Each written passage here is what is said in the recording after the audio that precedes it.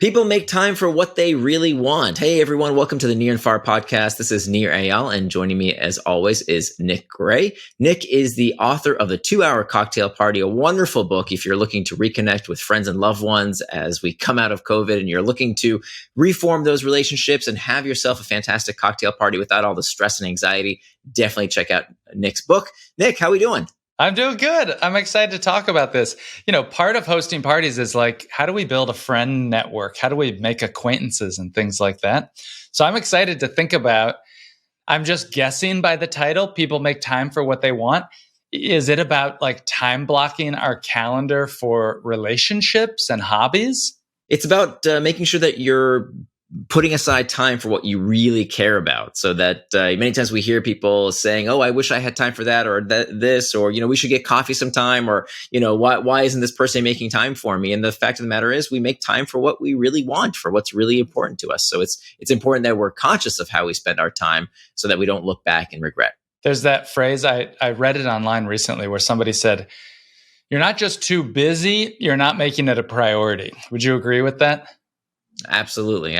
We have plenty of time, right? The average American watches 5 hours of television a night. So we definitely have the time. We just are not using that time in a way that actually serves us. 5 hours of television. I get the idea that listeners to this podcast are not in that group. They are high achievers, right? But still, yeah. That's what the facts are. So if you're just joining us, I'm going to read through Nir's article, and then we'll add some commentary to the article as well. I'll go ahead and get started. People make time for what they want, rightfully so. People make time for what they want, and we should aspire to that. People make time for what they want to make time for. Though the author is unknown, this saying has become an axiom to soothe distraught thoughts. Some use it as a reasoning to understand why another person isn't making time for them. Maybe they're just not that into you, according to a video from Sex and the City. Why aren't they calling or texting or replying? For others, it's become a mantra to kickstart the mindset shift they need to make difficult yet necessary decisions that protect their time, which usually means letting go of some activities and people to reserve space for others. It's a valid justification. Time is precious. We only have so much of it. We must be careful about who and what we give it to. Still, that can be a challenge. Every day, we face people and activities that try to steal our time. Here's how to make sure you spend time on what you want. Smart people make time for what's important to them. It's not wise to waste your time and attention. They are scarce commodities. When we let someone steal our time and attention with distraction, we're paying with a non-refundable, non-renewable resource. If we're to spend our time how we want to, we have to see distraction for the thief it is. And we have to start valuing our time and managing it as carefully as we do our money. Indistractable people already do this. These people make time for what they want by setting boundaries. And they don't feel guilty about being stingy with their time. Because to surrender control of their time is to surrender how they want to live their life and what type of person they want to become. People make time for who they want in their life. Just as important as limiting what we allow in our life is limiting who we allow in our life. The company we keep has a massive influence on our behavior, driving us either to distraction or to its opposite, traction, which is any action we do with intent. It's essential to make time only for people who enable us to pursue traction. That means focusing on quality relationships over quantity. Ensuring the values of the people in your life don't conflict with your own is critical to picking quality relationships. But we also must pick friends with as much interest and time to put into the relationships as we do. If you find yourself putting a lot of effort into a one-sided relationship, let it go. People make time for who they want to make time for. Likewise, you should make time only for people who make time for you. You deserve people who actively include you in their life and enrich yours. Yeah, I'm so curious because you have so much experience getting people together. How does this strike you? So I had a situation about 10 years ago where I made the difficult decision to I don't want to say cut out of my life, but to stop hanging out with a close friend. And I realized that I liked that friend because when I first moved to New York City, he was so generous with his time and his apartment, and he'd invite me over. And I got to be honest, we would hang out and we would maybe drink a beer and watch TV. And that was an exciting relaxation for me. But it became kind of all that we did together. And I realized that I wanted to better my life. At the time, I was experimenting with not drinking alcohol. And I tried to invite him to other things and do more. But so it was a weird thing that had to happen for me, was to start saying no to his invitations and to really phase him out. I'm just curious if you have any thought. There's no really good way to do that. Yeah. I mean, people make time for what they want, right? So if your friend wanted time for beer and football, well, then that's what he's going to make time for. But if he wanted time to hang out with you and build your friendship, he didn't make time for that. So yeah, I think that's the point of this article is to understand what's important to you, what are your values, and how do you want to spend your time, but also to find like-minded people who want to spend time doing similar things and who want to invest in the relationship as much as you do. And that's not easy, because that could be a very small overlapping Venn diagram, right? Of like things they want and things you want. And sometimes there isn't an overlap. I want to be very careful as I tiptoe around this idea that, and help me if I say anything stupid, but friends don't have to be forever. And I think there's a lot of people who maybe have friends from high school or from college that they've grown past, or they want to grow past. And these people are very happy with their lives. You hear this a lot in people who want to start businesses and business owners. They need to surround themselves with other people taking risks and trying things and starting a business. And that's very hard with an old friend group. And I wonder if people have talked about thinking about that, but this is resonating me, and it's making me think about who I spend time with now even. Yeah, it's I wish I had a great answer for it. I'll tell you, it's something I struggle with between, I want to keep those lifelong friendships, the people that you have known for decades and decades. They're super important, because when you look back, you say, well, who am I going to be friends with in the next 20 years, are people who I've probably known for 20 years. And you want to keep those relationships around. On the other hand, yeah, what if your values are different? What if the time in your life is different? That I think, as you said, it's perfectly fine for friends to be really close during certain phases of your life and then kind of, drift off to other relationships at other points of your life. But then how do you strike that balance to continue to invest in those old relationships? There's a quote that I read that said, you can have friends for a reason, a season, or a lifetime. And there are friends that you will have in different seasons of your life. And that's okay. It doesn't mean that they're all lifetime relationships. Something else I thought of was hold the term friendship close. We can have acquaintances. You can have a lot of acquaintances, but your close friends, hold that sort of at a higher thing. Anyhow, we're talking about how people make time for who they want in their life. And that part really resonated. It's a really good point. I also have heard this dichotomy between fun friends and loyal friends. That and it's typically, you don't usually find a person with both traits, right? Like there's the person who's fun and who's great to hang out with, and they're very entertaining, but that means they're very entertaining to lots of people. And so they're not necessarily the most loyal. And then there's the kind of people who are super loyal and who are great to have in your corner, but they're not the most exciting people at a party. I think what you're talking about in this article is be careful with who you give the default yes to. Do you want to hang out? Yes, because why? Because they're my friend? Or is that someone who I really want? Does that friendship take priority over these other values that I have in my life? For example, for me, a value that I wanted was to spend less time with alcohol. And I had to make the difficult decision that those friends that really prioritized drinking and alcohol, our values just didn't line up anymore. And that's hard. Yeah, no, absolutely. Absolutely. Yeah. Great points. Follow these steps to control your time. People make time for what they want by making a conscious effort to control their time and attention. That begins with identifying the values they want to live by.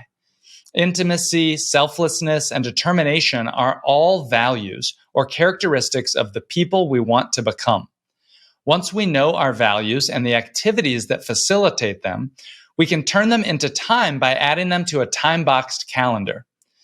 Exercise might be scheduled for Monday, Wednesday, and Friday from 7 a.m. to 8 a.m. Leisure reading every night for 30 minutes.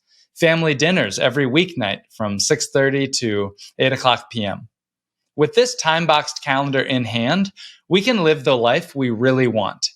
Anything that drags our attention away from the time-boxed calendar we created for ourselves, be it social media, an unhealthy relationship, or a micromanaging boss, is a distraction. You can get other people in your life on board with your time-boxed calendar by schedule syncing with them. For example, share your hours for focused work with your boss and coworkers so they know when not to bombard you with emails, meetings, or Slack messages. It's 100% within your right to make time for what you want. Start exercising control at work by setting boundaries to facilitate a work-life balance. Start exercising control over your personal life by letting go of people and activities that no longer support the life you want. These are the things you need to do to make time for who you want to be.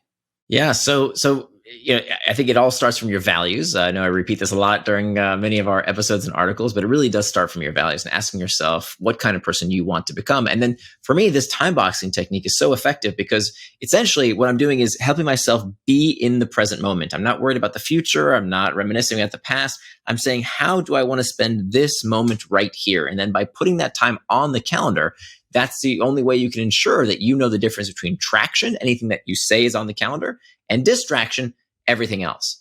One of the techniques, back to friendships, that I didn't mention in this article, but has really served me in my life in getting that balance of having those three types of friendships you mentioned, those lifelong friendships, which I think are the hardest ones to nourish as society becomes more affluent, right? The fact that many people stay in their hometown, but as you have more opportunities, as you go to college in one place, you get your first job in somewhere else, and then after that you move to a third location. Every time that happens, you're at risk of losing your old friendships, and so it becomes even more important to decide where and who you're going to spend time with as you move. Because if you move to a different city, you really have to put that extra effort. You have to be conscious about staying in touch with the people that you really care about. So I'll tell you two things that I do that have really enhanced my life. One is a few years ago, actually, while I was writing Indistractable and I was learning many of these techniques, I decided to time box time with my closest, longest friendships. And so there's 3 people in my life that don't live in the same city as I do, but I really wanted to stay in touch with. These are people who I've known since I was a teenager. And so here's what I did. I called, and by the way, so we would have this problem of saying, okay, let's get together, or let's talk sometime. And it would always be kind of a drag to schedule. Well, how about this day or that day? And we have to, go back and forth. And then what invariably happens is time goes by and then it starts feeling weird. If like we were such good friends and we've been buddies for our whole life, shouldn't we have talked more recently than, 6 months ago? And so it became more and more awkward the more time went by. So here's what we did. We did a schedule sync, and I mentioned this in the article, but the schedule sync goes like this. So I called up my friends and I said, look, I really value our relationship, but I don't think that we are going to keep in touch if we have to schedule every time we want to talk.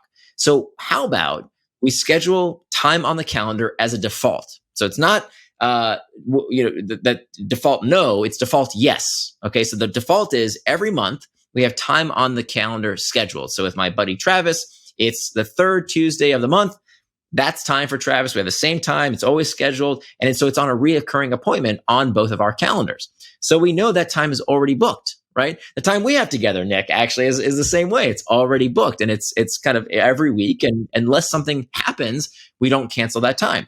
Now, sometimes we do, right? Like if I can't make the call with my buddy Travis, no problem. I text him and say, hey, let's skip this month. I'll talk to you next month. No problem. But the default is that there's always time scheduled, and we do our best not to schedule over it. So at least for those really long-term relationships, I know I have time on the calendar.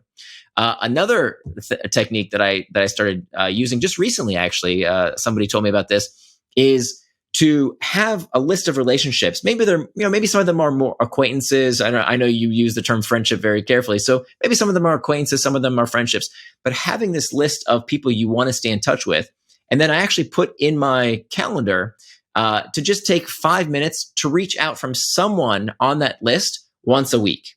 Right. So I'll just reach out to that person with, hey, I haven't heard from you for a while. What's going on? Or, maybe I'll call that person, or maybe I'll schedule time to see that person.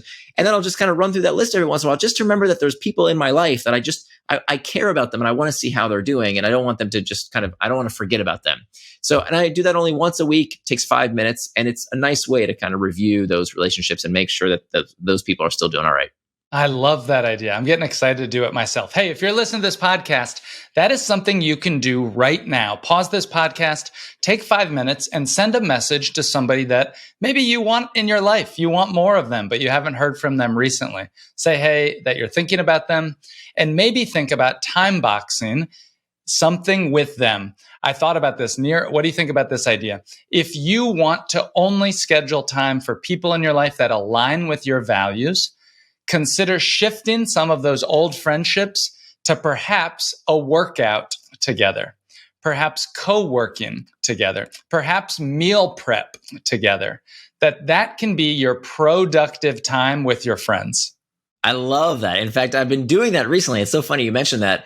There's this new gym that opened up that I became a member of, and I really love this gym. And I don't know, I think especially for guys, maybe this is a little bit gender biased, but it seems like guys, we need to do something, right? Like, it's kind of awkward, especially if it's somebody you don't know super well. Be like, hey, let's get together for coffee. I don't know. It's weird. I want to do something. So at this particular gym, they have these workouts where you compete against each other as you're exercising. It's really nice. It's called Sparked. And so, yeah, it's so funny you should say that, because I go there 3 times a week, and I would say 2 out of 3 times I invite one of my buddies to come with me, and we always have a bunch of laughs, and then we'll hang out a little bit afterwards. That's a fantastic fantastic idea, Nick, and I've actually used it to really enhance those relationships. That sounds great. Well, if you're looking for 2 things you can do right now as takeaways from this article, number 1, take 5 minutes. Maybe set it every week to text somebody that you haven't heard from in a while, or somebody that you want to have in your life. Number 2, start to time box your friendship hangouts, whether it's at the gym, for meal prep, reading books together, or something like that. You've been listening to the Nir Eyal podcast. It's called Near and Far. And Nir is relaunching this podcast. Would you take a minute to just leave a review? Every single one he and I read, and it brings us so much joy, and it really helps us to get 2 more reviews. We're almost at this threshold. Nir Eyal is the best-selling author of Hooked, How to Build Habit-Forming Products, and also Indistractable, How to Control Your Attention and Choose Your Life. Nir blogs at nirandfar.com, where we've read from this article that's filled with hyperlinks and actionable tools. He also has a weekly newsletter filled with science-backed strategies for designing healthy habits your customers will love. Sign up for his free newsletter at nirandfar.com. Thank you so much for listening to Nir and Far, the podcast. Whether designing custom behaviors of your own habits, you'll benefit from understanding the research that Nir shares from user experience design, behavioral economics, and neuroscience. We'll see you next episode.